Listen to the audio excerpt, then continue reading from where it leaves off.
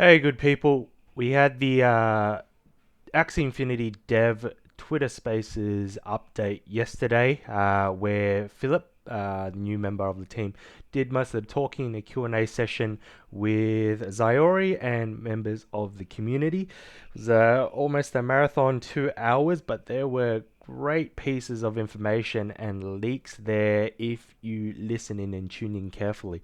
I want to bring you guys the TLDR version of it. I know it is really time consuming to pay attention to everything and every minute. I've done it, so hopefully I can save you guys some time. And more importantly, I want to share with you guys the analysis and evaluation that I've kind of carved out from all the key statements. All right, let's triangulate the clues together. I've also put in timestamps down at the bottom, so I know a lot of you might not care or care about different things or put more weight on different things. So I've broken up into 4 sections down there. One is gameplay.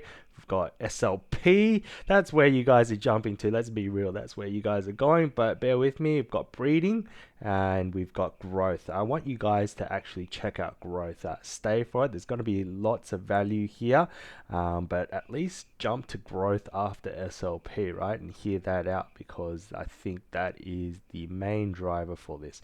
Let's get into it because I don't want this to be a 2 hour thing. Let's go. Let's go straight into gameplay. Okay.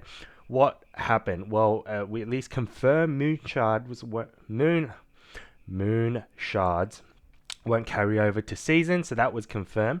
Scholars can craft charms and runes with SLP in their account, but can't use SLP claimed onto their wallet. Plan is to let people put SLP into their wallet. What does that mean? Well, I think the key takeaway from that is the scholarship model is still on their mind as they transition to Origin, which is fantastic for a lot of us because we're mostly either scholars or managers, right? So that is a good big plus in the short term. Let's keep going. Moon shards off the blockchain. So they're going to be free for players to, what they said is that it's not on the blockchain. Moonshards are not going to be a token on themselves on the blockchain because they want to be able to engage new players from the traditional gaming space for interactive play.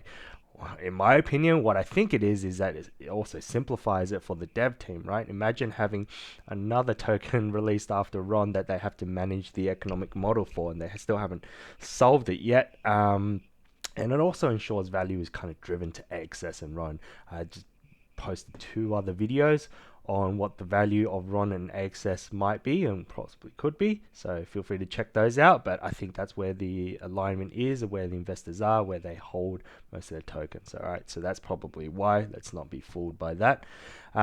Classes are important for charms and runes. All right, the key saying, we've heard it before, they reiterate again, quoting Psych Out, no Axie is a useless Axie. Well, some Axies are more useless than, well, more useful than other Axies. The meta is going to change. That's the key takeaway, right? Importantly, Axie stats are gone, which is interesting. We're going to see, what is that going to be like? That's just going to flip the gameplay, right? It's like flipping the board when you can't do it, and then it's a reset, which could be good for a lot of us. We can start pushing up the tables again and trying to be number one. That's awesome. The meta will be based on Axie class. Again, it's a dynamic between runes and Axie class, so don't freak out. Axie classes are still a big part of it. Let's keep going. I'm going to rapid fire. Can mix and match playing with the blockchains. Yeah, you can actually. You can mix and match playing blockchain starter Axies. So what they're doing is they're going to have like original Pokemon for those of you that are old enough. You have 3 starter Pokemon, or Axies in this case, for our free-to-play friends to onboard them, right? So, but then can we play it? Yes, apparently. And then we're going to apparently be able to mix and match. So we're going to get like, two aquas I bought and then some other plant that's free to play. That'd be strange. I don't know how SLP earning will work there. So something we are going to look at. They didn't clue in as to how strong the starter Axies would be, but you could probably make a safe guess that they want to balance it out, right? So then free to play players don't feel like They have no chance. They get in, they get wrecked, and they walk away. All right, I'm gonna rapid fire these final gameplay ones, just so you're up to date. So minions, those little birds, and those little pets you see, they're minions. They will impact the meta. Okay. Right, it's probably going to be about 7 to 8 starter Axies and more over time. You have to earn them over PvE. That's cool. That's kind of bringing elements of traditional gameplay.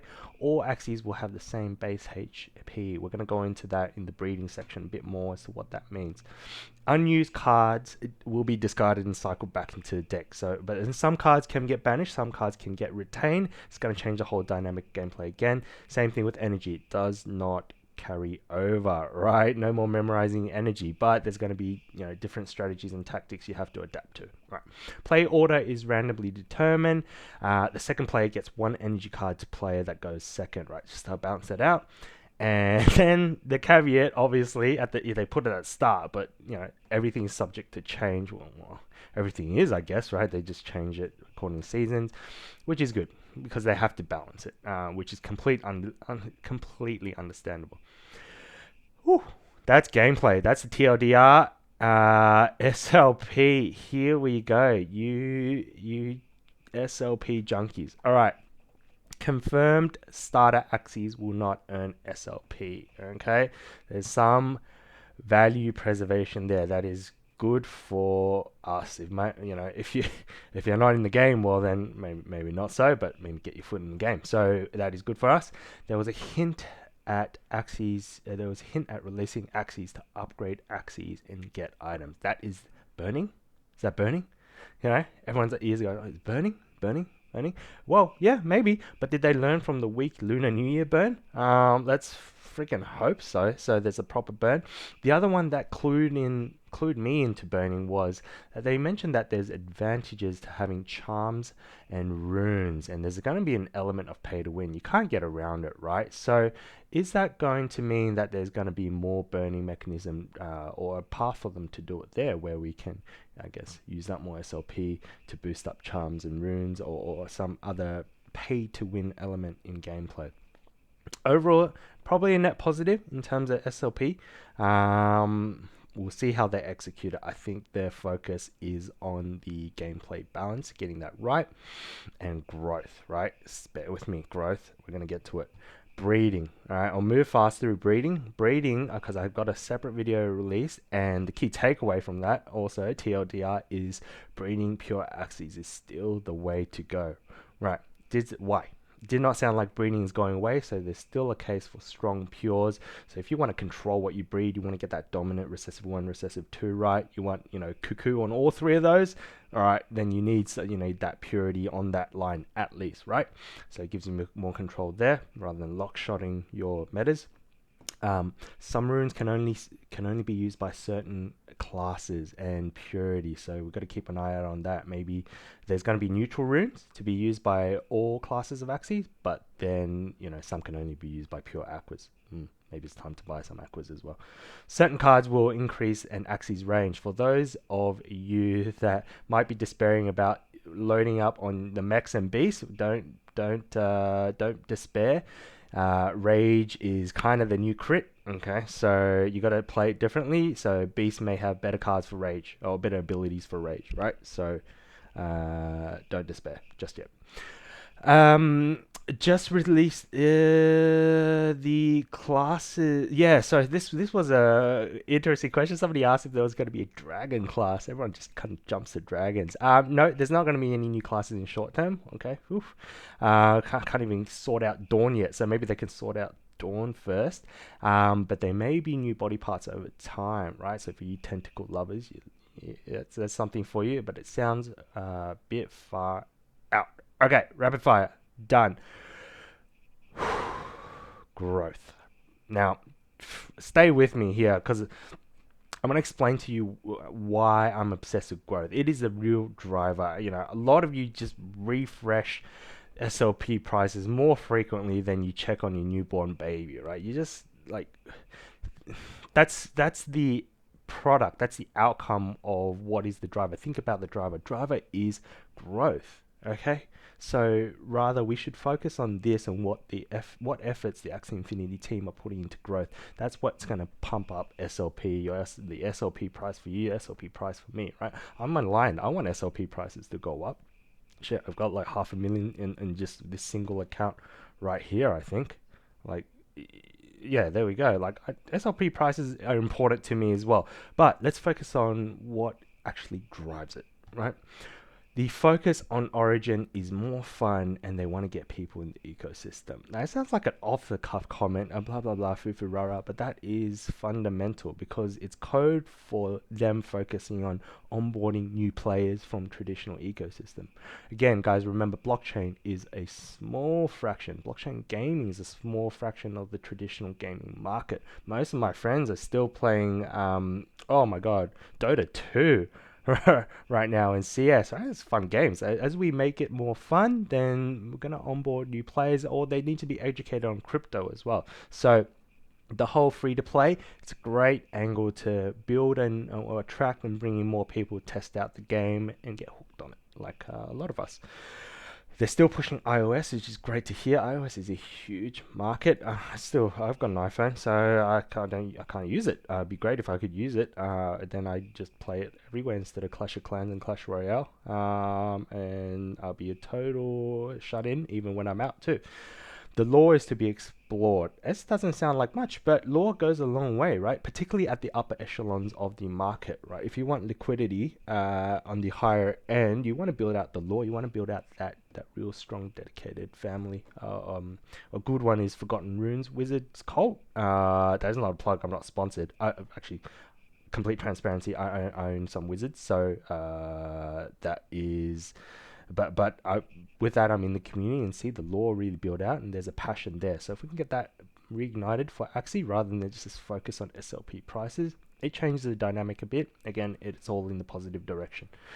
They're still alpha testing, right? So, timing's delayed. Philip already said on there it's end of Q1 release, right? So let's not be hopeful for end of Feb. March Q1 means literally late March, probably even next, because you can kind of squeeze out that little week, right? That's how kind of projects work. My spidey senses tell me that land gameplay is super delayed. Just listening to Philip, if you have the chance, go and listen. He's still trying to wrap his head around it. If he had something that was, a proper framework on game design, you'd think you'd be able to get your head around it properly. Maybe not. I don't know. I have a gut feeling land is super delayed. I will talk about it in another video. I think I might time my buy into land a bit later. So something to think about there. We'll come back to that on another day. All right, final pieces. Credit card purchases are still in the works. Again, goes to growing. If we can get on board, make it easier to onboard traditional players, that's great. And they're still working on scholarship management tools. Man, I spend a day or two just paying that. I need that. I still need that, and you'd be surprised how many managers would like that. They're third-party services. I don't fully trust them. So if Sky Mavis can do that, that'd be super. Final piece, team battles. Sounds like nowhere visible on the horizon. Team battles will be super fun. I know Zyri noted that 1v1 can still be exciting, but man, imagine just that team of 3v3 or 5v5 and you just trash the other team. It's just a whole new dimension of esports and play, right? Cool. That is it. That is rapid fire. I've tried to do it as fast as I can without just rattling off the facts and what you guys think about the analysis evaluation. If you were on the Twitter Spaces and I missed something, I'd love to hear what it is because I want to plan my breeding, my gameplay, my investments as well. So please leave me a comment there. I will chat back to you. A like would be super appreciated as well. Thanks, guys. Next.